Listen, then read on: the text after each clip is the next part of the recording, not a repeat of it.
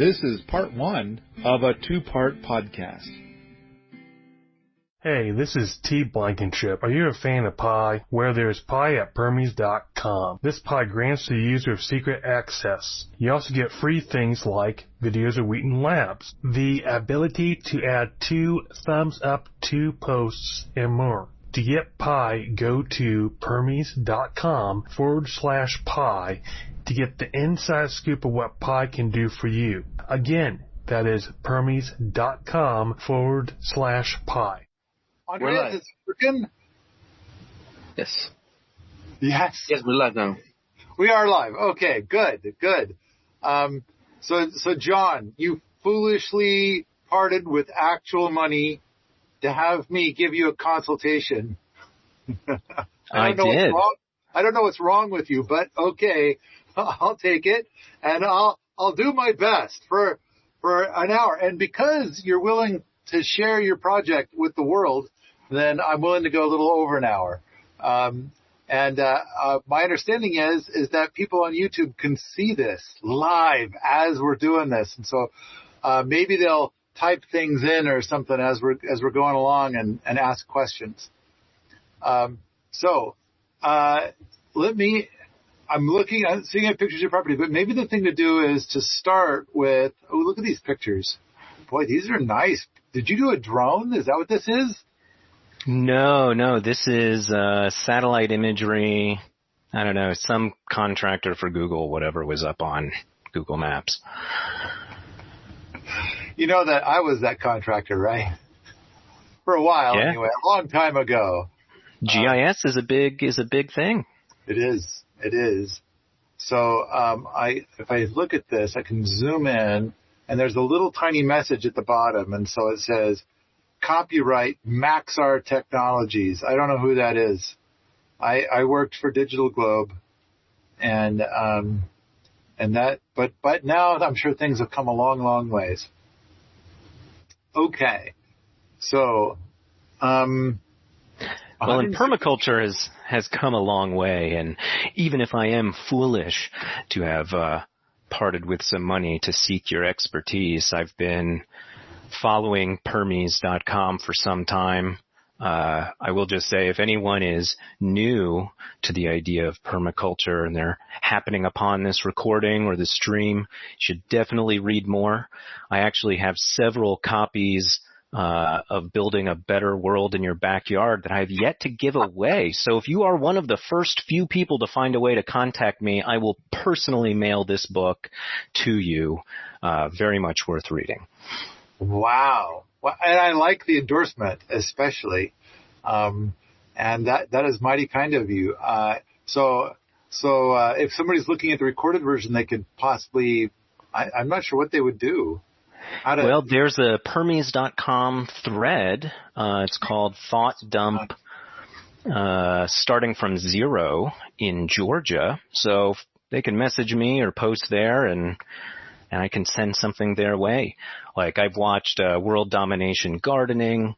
There's just a whole bunch of really cool stuff that I've kind of tried to read about before I ended up being lucky enough to have a house and a little bit of land. So really my goal with all of this is to try and come up with what a master plan might look like, knowing, okay, so me, I've got a job. Like many people, I don't like to work harder than I need to. And I also know that my expectations of how much I'm able to commit to in the future are sometimes higher than what I'm actually able to follow through in, right? So I don't like the idea of making any big changes and messing things up. So if I have a long-term goal that I can incrementally work towards, that's kind of where I'm at. So your help in coming up with that long-term plan is why I'm here.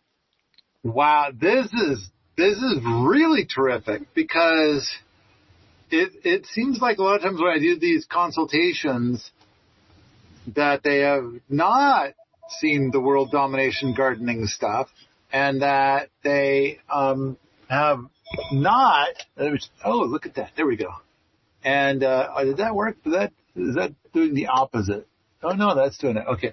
Or there's so much of my content that the person isn't aware of, and it's like, oh, they're going to hate everything I have to say, but you are very savvy at my stuff. And so, because the things that I advocate for are so weird, and I think most people are kind of like, too weird for me, I'm out. And but it sounds like you are very, very signed up. That is excellent. I am looking at the picture of your property, and I'm going to make a guess that it is about an acre and a half. Correct. Maybe slightly more than that, but spot on. What part? Well, Georgia. This is Georgia. Okay. I'm going to guess that your annual precip is 30 inches a year. Am I close? Close. I haven't kept track myself personally, but I consult weather.gov, and it put this area in the 45 to 50 inches of rain a year. Wow. Okay. All right. It's a little less these days, it seems, but yeah. Okay. I was picking numbers based upon Georgia, and there's a lot of trees growing in the neighborhood and on your property. Right. And so but that's quite a bit. Now tell me about the summertime. It gets very warm and humid there. Right. And then the precip drops. Is that accurate? Yeah. So historically, we get, May and September pretty dry. Right now we're currently pretty dry. It's been, with the exception of yesterday, it's been several weeks without rain. So. Okay. All right. So you'll go several weeks without rain, but not several months without rain. Unusual for several months. Okay. Unusual. All right. So, acre and a half, is that about right? A little bit more. I think the deed says 1.8 or something, but. Okay. Okay. Tell me what you would like to talk about. So let's get this, you've already studied an awful lot of stuff. Do you want to, it looks like you've got some diversity of species of trees. So you've got some diversity going on to get started with. I see these purple arrows, and then I see some bluish lines. Right. Colored lines. So those aren't up on the screen right now, but I'll walk you through it. So there's some orangish lines, and so that's the driveway. There's some concrete around the perimeter of the house. The house is a bit of a low spot. So the map that you're looking at north is straight up. So it's a southward facing slope. And the western side is mostly flat, and the eastern side is more sloped. Up at the northwest is our well, which is about 70 feet deep. Neighbors irrigate all the time with reckless abandon. I try to not use too much, but it seems pretty reliable. And then the next picture with the purple is my attempt at showing where the surface water runoff is. So, the road, there's a ditch, that abuts the road, right? So the water goes there.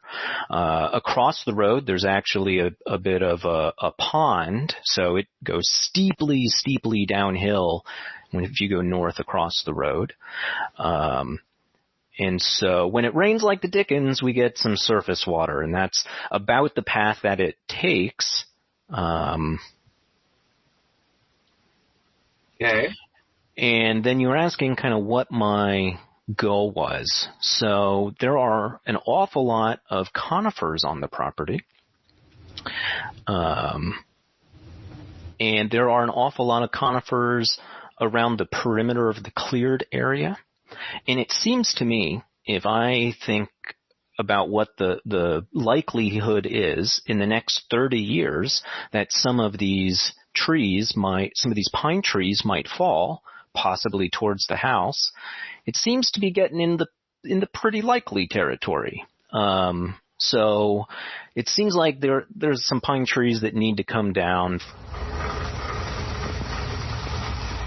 We're looking out the front door, and so this view is also one of the main views. Oh, Andres had it up briefly. The little movie clip. Right. And so it looks like you've got a fairly clear understory when we watch the little movie clip. Right. So lovely. It's very park-like. Yeah, it's not up on the screen now. So immediately in the front yard and the backyard, it is cleared. You can walk around. I do mow about once a month or so at the highest deck height. And then all of the other wooded area I've made into a series of walking trails. Because I really enjoy going out into the trees and whatnot. And so that's really my main familiarity with the lot, is just walking around. So at a basic level, I think, okay, in the next 5 years, or maybe sooner, there are probably 10, 20, 30 trees that need to come down, mostly pine. So what is a good use of that? So this is the cleared area in the front. And so one topic that I hear you speak about a lot is, man, what as a person do you feel when you look out the window? Does it feel good? So the view that you're looking at is one of those main views, right? It's the front yard. It's almost all shaded. So now we're looking out towards the well house on the northwest. And I uploaded probably about 15 videos. It looks like Andres, compiled them all together. So yeah, the canopy is established. You can basically walk through the understory. I try to keep interesting things alive. So if I see hardwood saplings, we've got some mulberry and oak and a lot of sweet gum. So here we're at the northwest point looking south. Okay. So now we're going to walk back down towards the house and the driveway. So a lot of not too big trees, and a lot of it's pine. But anyway, the entire lots, even the cleared areas, are very shaded.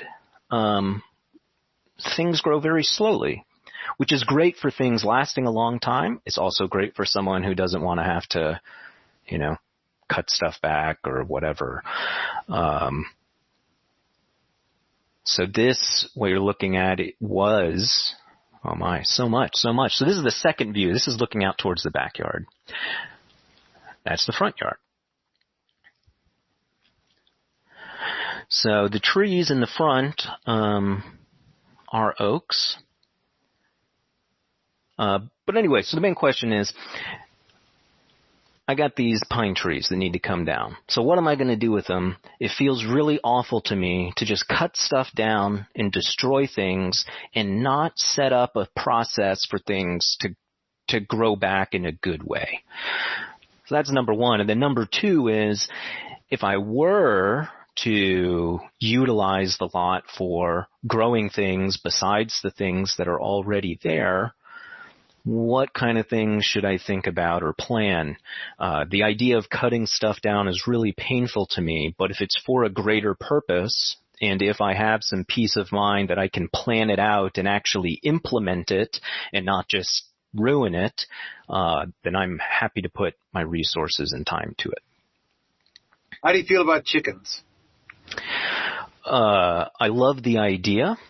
I know that I do not know how much of a time commitment they are going to take, and things like leaving town, of course, might cause some problems. But chickens, sure, love the idea. Love the idea of chickens. Struggle with the idea of, like, you could be gone. I'm going to make up a number. I'm going to say you could be gone for 2 weeks. And, that could be problematic. Am I close? You got it. You got it. Okay.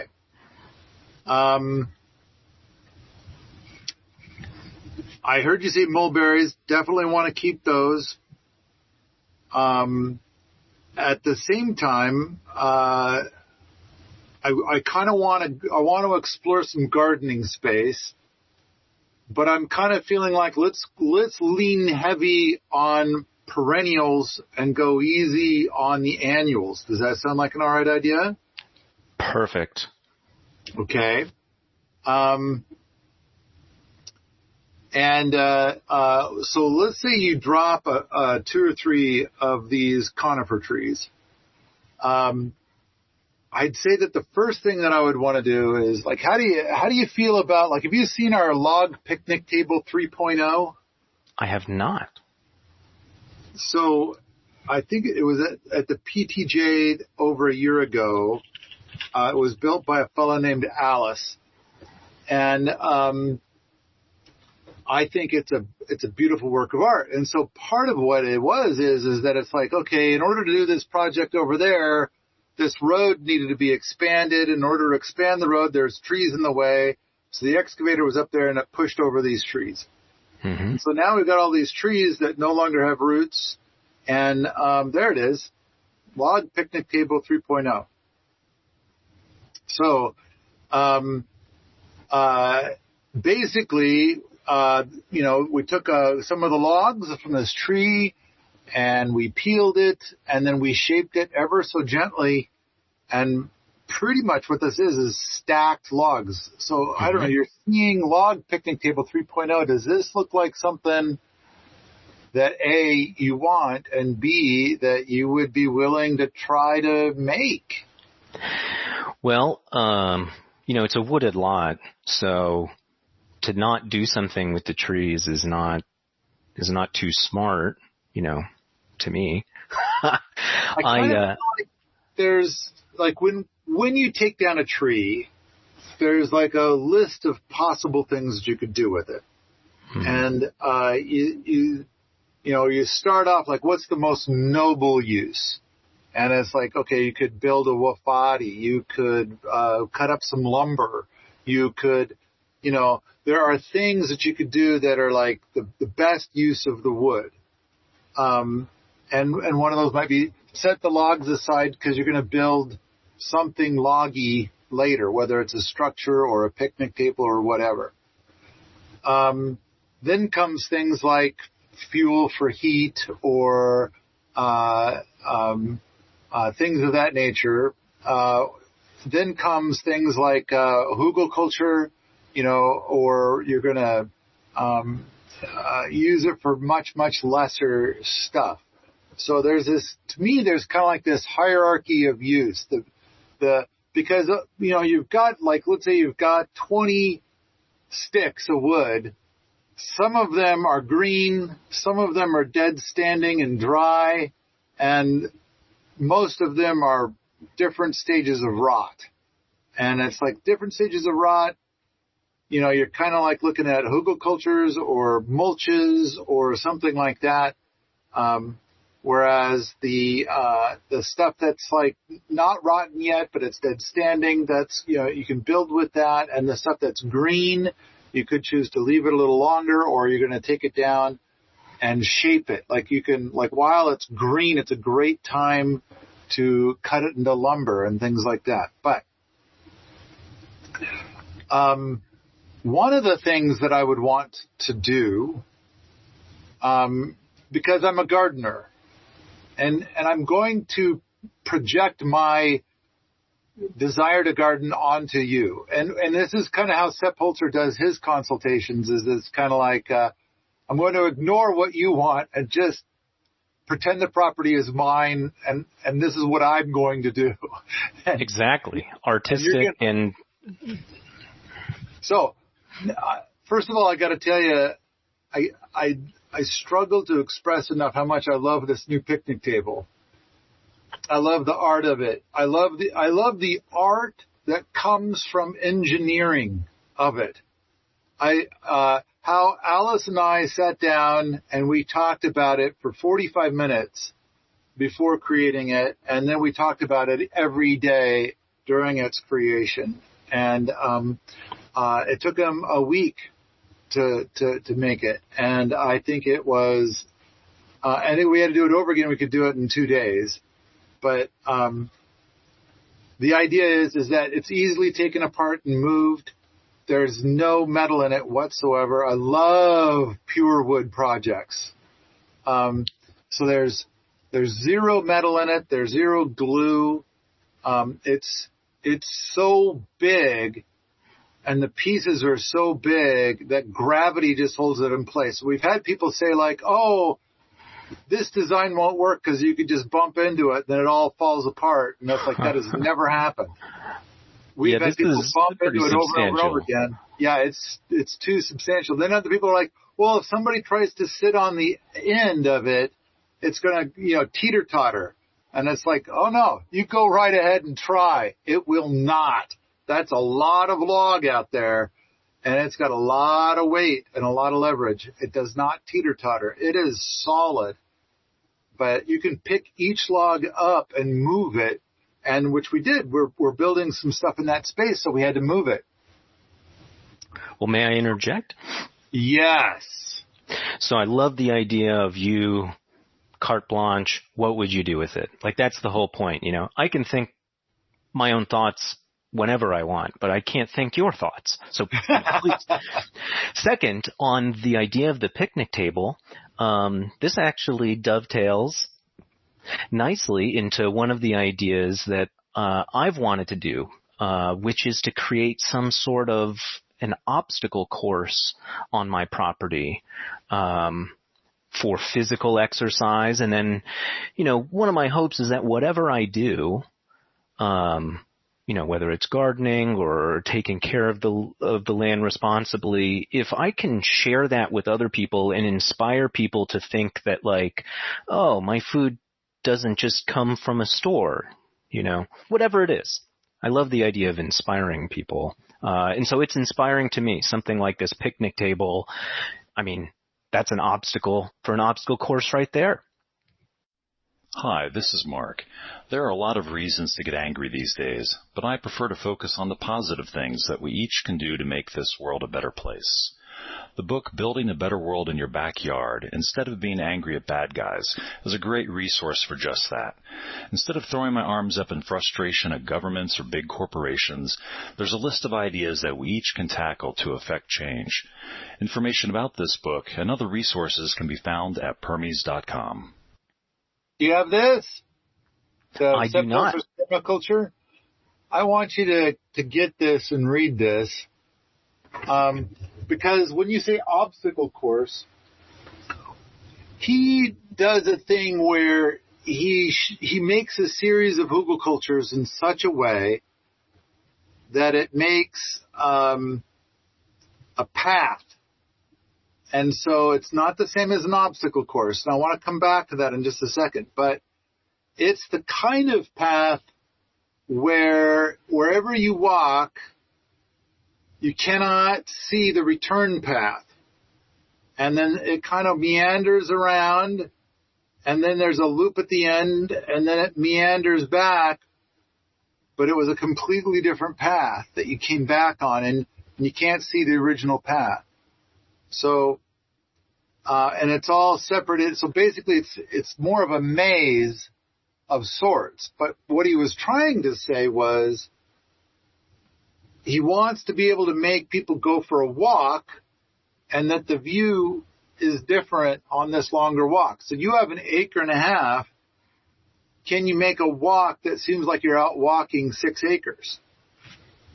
And so that's kind of what he's proposing. Now, next piece. When you say obstacle course, tell me a little bit more about, is this an obstacle course where it's like you're going to be doing exercises? Like there's going to be a series of posts and you need to jump from post to post as part of the obstacle course? Sure. So it's for the sake of fitness. Fitness, at surface level, it's physical, but just as you're describing, hey, can you get the feeling that you're on a 6-acre plot walking around? You know, if you have an obstacle course where you're focusing on, hey, there's an obstacle here that maybe it's a picnic table or whatever it is. You get this feeling that you're in something very grand, even if it's only, you know, an acre or two. Oh, I like this. I like this a lot. I am not thinking to myself like, oh, I want there to be that series of posts where I'm going to stand and I'm going to try to jump onto the next post and not impale myself on the post. That part I'm not excited about. I'm not even sure if you were suggesting that, but when I hear obstacle course, I'm kind of thinking like, okay, you gotta, like there's the thing where you get down on your belly and crawl. Obstacle course, like obstacle course that would be part of a military training program. And that's what I think of when I think of obstacle course. But what you describe, I enjoy much more. It's like a maze that has things along the way in the maze, like a picnic table or some form of art or maybe a different shape. Or it's like, okay, welcome to raspberry country, welcome to mulberry country, welcome to, you know, and so there's these, you'll get to these different areas along the way that there's like, it's very, very different from the previous area and from the next area. Am I getting warm? I mean, the idea sounds idyllic, very dreamlike. Okay, so I think what you said is, yes, I'm getting warm. I'm getting there. like this is what you have in mind. So I want you to read Sepulchre's Permaculture to kind of see how he does it. But basically, it's like I want to say it's like it's a maze where your end point and your start point are the same. And, but it also seems like what you want to do is you want to take people, like you could have the beginning of it go around the perimeter of your property. And then the path back is a zigzag through your property of whatever's left. Okay. I just made that up, and there could be some big spots where there's a picnic table. But there could be a buffet of other things along the way. I like the idea that you might have a little bit of a tool shed once in a while. So that way, if you wander way out on your maze and then you see something, that you'll have some tools right there that'll help you improve things. I know that here at my place, when I go somewhere and I'm like 20 minutes away, and then I see a thing and I want to do it, it's like I didn't bring any of the tools with me. And so I wish that there were tools much closer. And I'm very tempted to start making little tool sheds all over the place. So that way I can kind of, you know, not only for me, but for other people who might see a thing and be like, oh, I want to improve that. I wish there was a tool right here, you know, so I could do the improving I want to do. All right. I want to say that if I were there and I dropped a tree, one of the first things I would do would be the picnic table. I also, I kind of feel like on my property, there have been 12 times that I have said, I think we should build a deck. A wood deck, just plain wood deck, 2x6s. We either cut them ourselves or we go buy some. And on all 12 occasions, the people that I'm collaborating with and that I'm working with and who are most likely to do the actual work are all like, no, I got a better idea. And they want to do this other thing. I would say that nearly every time I regret not being pushier and pushing for a deck. And so I currently wish that we had like 7 decks, whereas currently we have kind of 0. At the Wafatis, there's a small deck out front and back for each of the Wafatis. But I kind of wish for something more outdoors and bigger. So when you're talking about dropping trees, I'm there and I'm projecting my wishes onto you. I kind of think about like whether you get your own sawmill or you find a sawmill guy who you can collaborate with. But you end up with a bunch of lumber. Like a lot of that wood is converted into lumber and you can make a deck. So, there's that.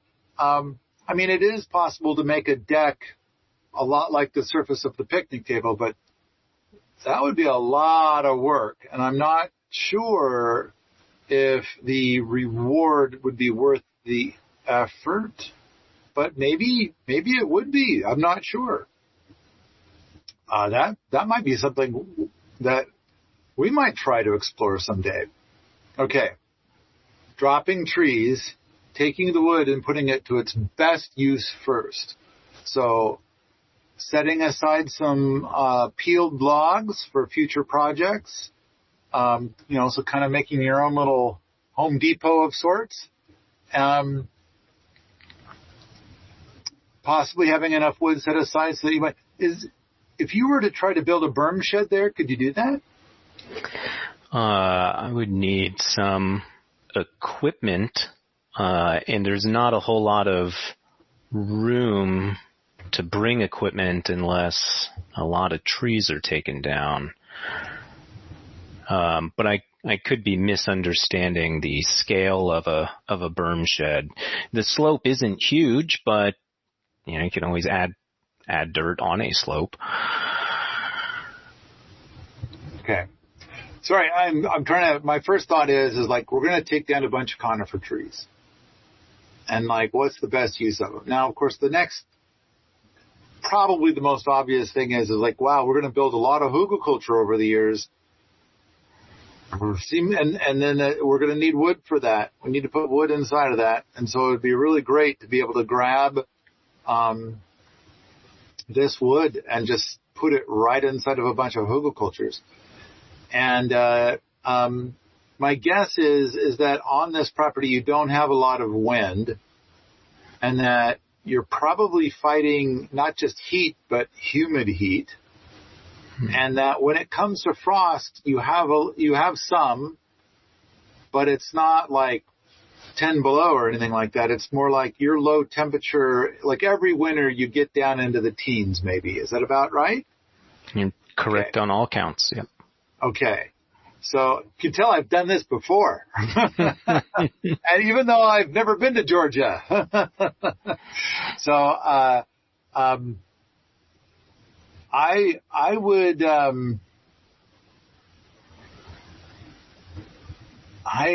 I would say that, yeah, I would possibly make a design that's going to be like, what is going to be your maze? What is going to be where are you going to put these hugelkulturs? And I would want to make them 9 feet tall. Mostly because, first of all, I think too many people make their hugelkulturs way too small, way too short. But for you, I want it to be 9 feet tall because I kind of feel like the awe that people will get from traveling your trail is going to be twice as good if they are 9 feet tall than if they were 7 feet tall, which is kind of like the standard for hugelkultur that I say. The next thing I want to emphasize, and I don't know if you're familiar with this thing, I feel like I've said it 200 times to different situations, but when building a hugelkultur, I advocate that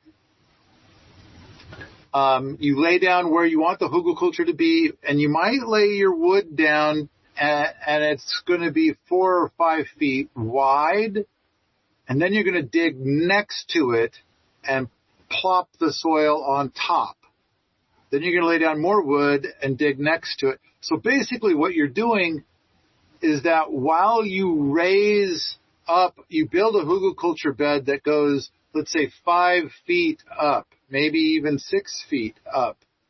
You're digging down where your walking path is, and you're going to dig down 3 or 4 feet down. And so your final walking path is going to be lower than the current ground level, while your hugelkultur beds are going to be substantially higher. So this is the design that I am projecting on to you. So there'll be a lot more wood stored up high than there would be stored down low, and that's fine. That's okay. The key is that let's say that you grow a fair number of perennials, and you might have a couple of spots where you try your hand at some annuals. But of course, when you leave for 2 weeks, that's going to be totally great. You're going to come back and all of your perennials will be totally fine and totally happy. Your annuals, if you're planting your annuals on a hugelkultur that's hopefully 2 or 3 years old, then the soil will be great, and then you'll come back and your annuals will be great also. And so this is kind of where I'm going. And you start off, maybe if you have your design laid out for where all the hugelkulturs are going to end up, then maybe start off with something about 50 feet long, a hugelkultur that's about 50 feet long, and you're going to put it over there. And now you talked about bringing in equipment. It is entirely possible to do this with a shovel, and if fitness is what you're after, that shovel is going to be the best fitness tool ever. But I don't know if you've ever driven an excavator. No. Okay. It might be kind of fun to rent one for, let's say, a week. And if you get one that's pretty small, like let's say it's 4 tons, a 4-ton excavator, then you might find that you build a lot of hugelkultur really fast, and it's pretty fun and amazing. The problem with renting it for a week is that you might find that by the time that you return it, when the week is up, you've only put 15 or 20 hours in on the excavator, and you'll have this sensation of hating yourself for not, driving the excavator around the clock to get all the hours out of it, and that kind of thing. Maybe you could rent it for just a day, but then you'll be angry at yourself that you didn't rent it for a week, because you'll have gotten so much done in that day. What was I thinking, not renting it for a week? So, but that's the decision you'd have to make. If nothing else, it's just a fun thing to do. Just once. They're fun to drive. So, all right. I have yammered on for quite a while. Is this of value? Are we touching where you want to talk about for like growing things and, or why we're having this call? Sure. It definitely has touched on some things. I feel limited in my knowledge. I also feel limited by my desire to avoid messing things up. And so, for example, crazy idea if I had, unlimited resources, I think about things like, what if I turn my property into a compound with, big old walls that I don't, neighbors can't see me, I can't see the neighbors. And then, of course, that morphs into something like, well, why would I build walls when I can just make hugelkulturs and make giant 15-foot hugelkulturs? And, if it looks crazy, then great. The neighbors don't bother me, But then I look and I'm like, so if I were to make a giant hugelkultur between myself and my neighbor, sure, I'm not going to hear the dog barking nearly quite as much. Earth is great, insulating sound and, other stuff. But then I'm like, I'm going to have to cut down like a huge swath, like a 50-foot swath all on the southern line of the property. I'm going to have to cut all those trees down. And if I end up making a hugelkultur, I'm going to have to put effort into making sure that stuff grows on it. And, and then I'm like, oh, well, the deer eat all of the interesting saplings and they're going to eat everything. So it becomes like a compounding sort of problem. And then I'm like, why am I cutting trees down? So. No, that is all fair points. At the same time, when we looked at your video, it looked like there was a lot of space in between trees. Yes. And some of those trees you do not like. And so you're kind of thinking to yourself like, I don't mind if these trees come down. They're not part of my longer term plans. Mm-hmm. And so, here's Andreas has put this picture up, but this is the building of our hugelkultur next to the Fisher Price house. But that story is a little bit different, but you can kind of see there's a bunch of wood in there. And then we're going to, and we're kind of doing a fair bit at this point by hand as we're, building this 11-foot tall hugelkultur. And we can't dig down next to it. It's solid rock. But this is like by a highway or a road or something. You'd import it all? I've